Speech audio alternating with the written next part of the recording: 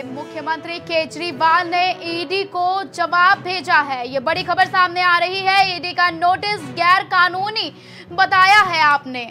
आप पार्टी ने ईडी का नोटिस गैर कानूनी बताया है। इनकी नियत केजरीवाल को गिरफ्तार करने की है। आप पार्टी ने कहा है कि ईडी की जो नियत है वो केजरीवाल को गिरफ्तार करने की है।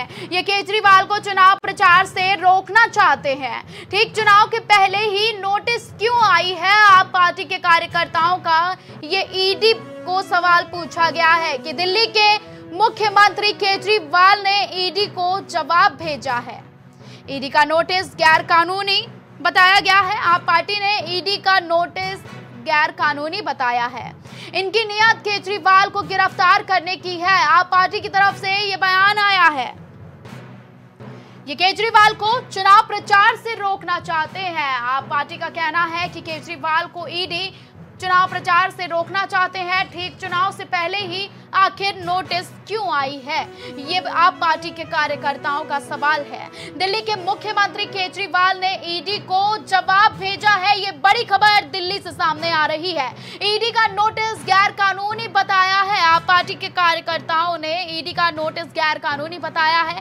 इनकी नियत केजरीवाल को गिरफ्तार करने की है। आप पार्टी का कहना है ये केजरीवाल को चुनाव प्रचार से रोकना चाहते हैं। आखिर ईडी का जो समन है वो ठीक चुनाव से पहले क्यों आया?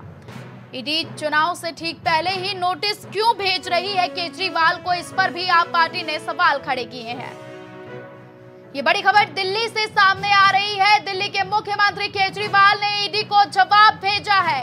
ईडी का नोटिस गैर कानूनी बताया है। आप पार्टी ने कहा है कि ईडी की नियत केजरीवाल को गिरफ्तार करने की है। इनकी नियत केजरीवाल को गिरफ्तार करने के और चुनाव प्रचार को रोकने से है।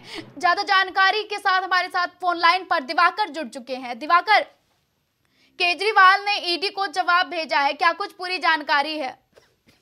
देखिए, मैं आपको बता दूं कि जो दिल्ली में शराब से जुड़ा मामला था, जिसमें मनीष सिसोदिया अभी भी जेल में है, तो जाहिर बात है उसमें अरविंद केजरीवाल का भी नाम आया था और कहीं से अरविंद केजरीवाल को भी ईडी ने अपनी चार्जशीट में सम्मिलित किया था। इसको लेकर ईडी ने पहली बार नहीं, तीसरी बार जो है वो अरविंद केजरीवाल को नोटिस भेजा है, उनको बुलाया है कि उसे पूछताछ की जाए।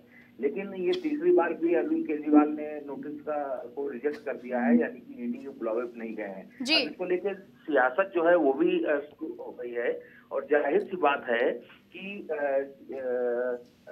जो बीजेपी है वो आरोप लगा रही है कि केजरीवाल जो है वो नियम कानून का पालन नहीं कर रहे हैं और कहीं न कहीं ईडी के सामने पेश नहीं हो रहे हैं। जबकि आम आदमी पार्टी कहना है, उनके कार्यकर्ताओं का कहना है कि आखिरकार क्यों केजरीवाल को बुलाया जा रहा है और बीजेपी चाहती है कि केजरीवाल गिरफ्तार हो जाए, जिससे कि लोकसभा के चुनाव में प्रचार न करें। देखिए, 3 बार चिट्ठी भेजने के बावजूद ईडी ने आज तक अरविंद केजरीवाल के सवालों का जवाब भी नहीं दिया है। और जाहिर सी बात है कि ईडी स्पष्ट तौर पर समन में क्यों नहीं लिखती है, ये जो सवाल खड़े हो रहे हैं कि आखिरकार क्यों नहीं लिखती है कि क्यों बुलाया जा रहा है। अगर वो सच जवाब देंगे तो उनको ये कहना पड़ेगा कि हमने तो ये समन इसलिए भेजा है क्योंकि हमने भाजपा कार्यालय से आदेश आया था। जाहिर बात है यही सब सियासत जो है वो लगातार चल रही है। लेकिन अब देखना ही होगा कि आगे क्या होगा। लेकिन आज जो आम आदमी पार्टी की तरफ से ईडी को जो जवाब भेजा गया उसमें साफ तौर पे सवाल खड़े कर दिए गए जी। लेकिन दिवाकर, आम आदमी पार्टी के कार्यकर्ताओं की तरफ से ये हमें मतलब ईडी को जवाब दिया गया है कि ठीक चुनाव से पहले ही नोटिस क्यों? तो इसके पीछे क्या कुछ जानकारी है कि आखिर चुनाव से पहले ही ईडी इतना एक्शन मोड में क्यों दिखाई दे रहा है? अब बिल्कुल देखिए, जाहिर सी बात है कि कोई पहली बार ईडी ने नहीं भेजा है। इसके पहले नवंबर में, उसके बाद दिसंबर में भी कहीं कि ईडी ने इस तरीके का सम्मन जो भेजा था, पूछताछ के लिए बुलाया था। लेकिन सवाल यही खड़े हो रहे हैं कि आखिरकार इलेक्शन के पहले क्यों, चुनाव के पहले क्यों? और आम आदमी पार्टी जो है वो लगातार इस पर सवाल खड़ा कर रही है। लेकिन देखिए, सबसे बड़ी बात ये होती है कि अगर ईडी भेज रहा है नोटिस तो ईडी को ये भी उसमें लिखना पड़ेगा कि आखिरकार क्यों नोटिस भेज रहा है, आखिरकार कौन से सवाल हैं जिसके जवाब जो है वो केजरीवाल से ईडी चाहती है। और अगर उन चीजों को ईडी नहीं अपने उस नोटिस में लिख के भेजा तो जाहिर बात है सवाल खड़े होंगे और इस पर कहीं सियासत होगी। हालांकि ये कोई पहली बार नहीं, इसके पहले भी अक्सर चुनाव के टाइम पे इस तरीके की पूछताछ, इस तरीके की घटनाएं होती रहती है जिसपे सियासत जो है वो गरमाती रहती है। जी, ज्यादा जानकारी के लिए बहुत बहुत धन्यवाद।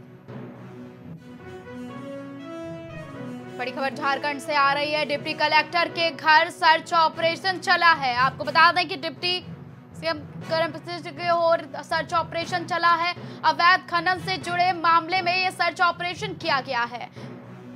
साहेबगंज के डिप्टी कलेक्टर के राम निवास में यह सर्च ऑपरेशन चला है। साहेबगंज के डीएसपी राजेंद्र दुबे के यहां भी सर्च ऑपरेशन किया गया है। ईडी का कई राज्यों में सर्च ऑपरेशन जारी है। ये बड़ी खबर झारखंड से है, जहां ईडी का ऑपरेशन जारी है। डिप्टी कलेक्टर के घर सर्च ऑपरेशन किया गया है। ये बड़ी खबर झारखंड से आ रही है। ज्यादा जानकारी के लिए हमारे साथ हमारे सहयोगी अजय जुड़ चुके हैं। अजय, ईडी का जो लगातार सर्च ऑपरेशन है वो जारी है और अब झारखंड में भी इसकी झलक देखने को मिल गई है, तो क्या कुछ पूरी जानकारी है?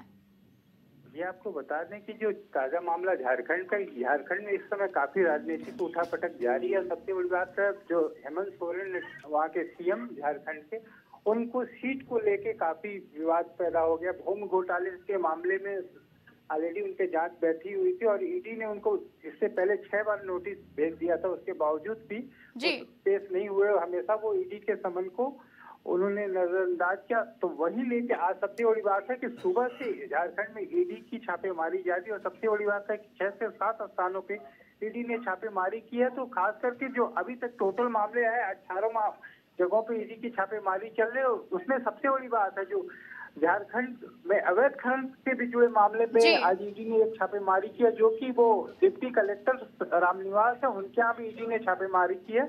और जो राजस्थान के रहने वाले हैं रामनिवास, उनका ये कहना है कि डीएसपी राजेंद्र दुबे के यहाँ भी सर्च ऑपरेशन जारी है।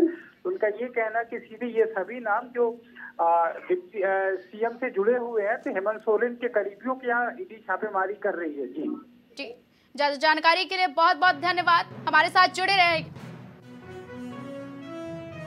अडानी हिडनबर्ग केस में सुप्रीम कोर्ट में सुनवाई है। आपको बता दें कि अडानी हिडनबर्ग केस में आज सुनवाई है सुप्रीम कोर्ट में। 3 जजों की बेंच ने सुनवाई की। आपको बता दें कि 3 जजों की बेंच ने सुनवाई की है।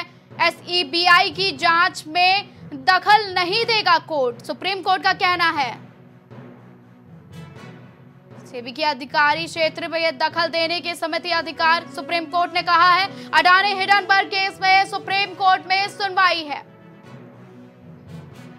3 जजों की बेंच ने सुनवाई की है। ज्यादा जानकारी के लिए हमारे साथ एक बार फिर से हमारे सहयोगी अजय जुड़ चुके हैं। अजय, क्या कुछ जानकारी है कि अडानी हिडनबर्ग मामले में आज सुनवाई है, तो क्या कुछ पूरी जानकारी मिल रही है सामने? ये आपको बता दें कि अडानी हिडनबर्ग मामले को लेकर आज सुनवाई हो चुकी है। सुनवाई पूरी हो चुकी। 3 जजों की बेंच ने अपना फैसला भी आज सुना दिया। उनका 3 जजों की बेंच में डीवाई चंद्रचूड़ के साथ साथ मनोज मिश्रा भी थे, जो कि उनका सीधा सा कहना है कि हिडनबर्ग रिपोर्ट जो है कि ऑलरेडी उनका ये कहना था कि 24 मामले थे। उन 24 मामलों में से 22 मामले हैं जो सेबी के रडार थे और सेबी ने उनकी जांच की और उसने जो सेबी ने फैसला दिया वो फैसले का सम्मान करते। तो उनका सीधा से ये कहना कि सुप्रीम कोर्ट सेबी के मामले में वो कुछ भी कहने से बचना चाहती है और उसका कहना है कि वो सेबी का एक अपना दायरा है, वो एक जांच एजेंसी है या जो भी सेबी ने वो किया वो सही किया, इसलिए हम उसके अधिकार क्षेत्र में प्रवेश नहीं करेंगे।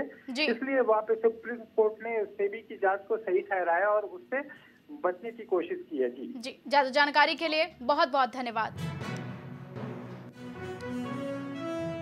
बड़ी खबर लखनऊ से आ रही है। एफआई बिल्डर का एक और फर्जीवाड़ा सामने आया है। एफआई बिल्डर का एक और फर्जीवाड़ा सामने आया है। कॉम्प्लेक्स के जारी नक्शे से अस्पताल बना दिया है। अपील के साथ लगे नक्शे की जांच हुई तो पोल खुल गई। आपको बता दें कि अपील के साथ जब जांच हुई तो पोल खुल गई। सिराज इकबाल, शोएब इकबाल का फर्जीवाड़ा सामने आया है। ये बड़ी खबर लखनऊ से सामने आ रही है, जहां एलडीए के इंजीनियरों की मदद से फर्जी नक्शा बनाया गया है। कॉम्प्लेक्स को अस्पताल में बदला गया है। कॉमर्शियल कॉम्प्लेक्स दिखाने के लिए 4 से 5 दुकानें भी खोली है।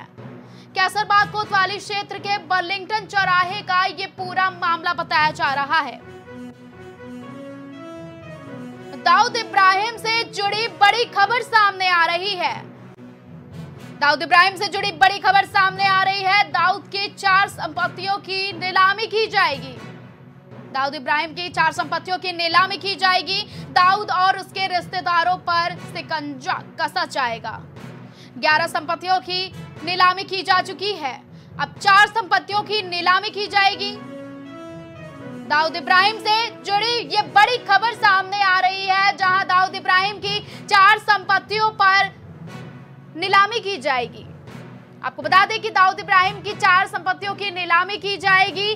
दाऊद और इसके रिश्तेदारों पर शिकंजा कसा जा चुका है। 11 संपत्तियों की नीलामी भी की जा चुकी है।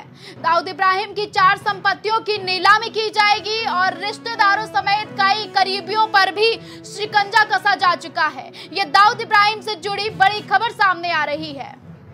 ज्यादा जानकारी के लिए हमारे साथ हमारे सहयोगी राजेश जुड़ चुके हैं। राजेश, ये जो दाऊद इब्राहिम की 4 संपत्तियों की नीलामी करने का जो मामला सामने आ रहा है, खबर सामने आ रही है, इसकी क्या कुछ पूरी जानकारी है? देखिए स्वप्निल जी, जो दाऊद की सारी संपत्तियां सील करने का मामला सामने आया है, तो आपको बता दें कि सरकार जो है दाऊद पर कड़ा शिकंजा कसती जा रही है और मुंबई से लेकर पूरे देश में जहां भी उनकी दाऊद की संपत्तियां हैं, उनकी संपत्तियों को सील करने जा रही है सरकार।